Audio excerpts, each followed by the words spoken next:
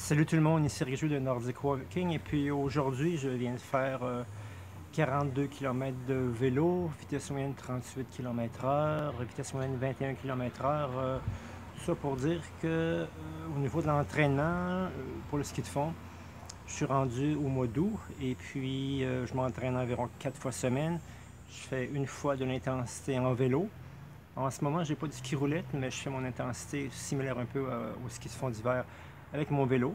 Je fais environ 15 intervalles de 30 secondes, environ 80%, 85% de mon maximum. Je fais aussi un peu d'intensité avec la musculation, avec la double poussée. Je prends 2 élastiques, puis j'imite le mouvement de double poussée.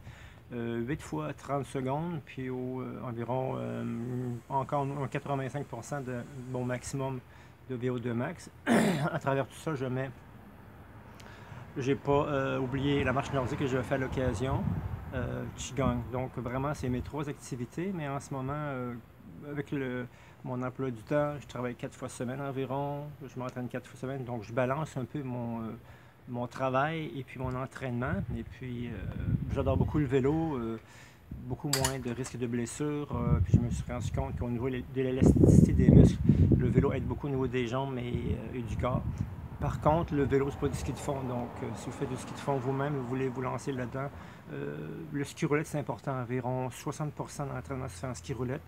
C'est pas sur la neige, mais ça ressemble quand même pas mal. Double poussée, classique, diagonale, la montée diagonale, ski de fond. Et puis aussi le skating, le pas de patin.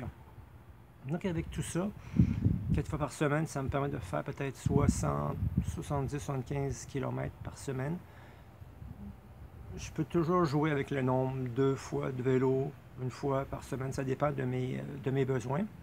Comme vous pouvez voir derrière, c'est un vélo, un vieux vélo, c'est pas vraiment un vélo de qualité. Par contre, il fait le travail au niveau de mon entraînement. Je sais pas ce qu'il y a de plus efficace, mais au moins je suis dans l'action et ça se passe très bien.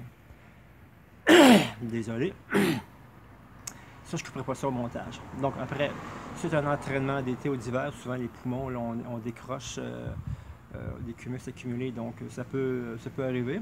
Mais aussi, je bois du café aussi beaucoup. Peut-être que c'est un aspect de mon entraînement que je veux diminuer, mais je prends 4 cafés par jour, puis ça me suffit.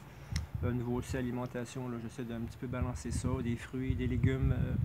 Je ne me gêne pas aussi pour manger une nourriture pas toujours bonne pour la santé, mais tout ce qui est d'hydrate de carbone. J'aime bien tous ces spaghettis, tout ce qui est même des petits biscuits sucrés, j'aime bien ça. Sur mon vélo, sur mon entraînement, j'amène une barre tendre, puis j'amène aussi un go-go squeeze aux pommes, aux fraises que je mange. Donc, toujours des hydrates de carbone dans mon organisme, puis beaucoup d'eau aussi. Là, avec la chaleur, je mets un petit peu de glace, donc c'est parfait. Voilà un petit topo de mon entraînement là, depuis le mois de mai. N'oubliez pas que marche nordique, ski de fond, préparation pour l'hiver et massothérapie. Et Qigong aussi, que je mets toujours en perspective. C'est 4 activités qui me semblent pour moi très importantes. Si vous voulez améliorer votre santé et puis faire des gains là, pour améliorer votre état d'âme et votre esprit, entre le corps, l'esprit et l'esprit. Donc, laissez-moi un petit message, 514-433-0026. Et puis aussi, vous pouvez me contacter par email, ne vous gênez pas. Si vous voulez juste discuter, communiquer, on peut faire un mini plan d'entraînement qui va vous permettre de vous mettre en forme, mais aussi d'être heureux. N'oubliez jamais, le bonheur fait partie de l'entraînement aussi. Donc, je vous laisse là-dessus. N'oubliez pas, la nature est mon terrain de jeu. Ciao, à la prochaine.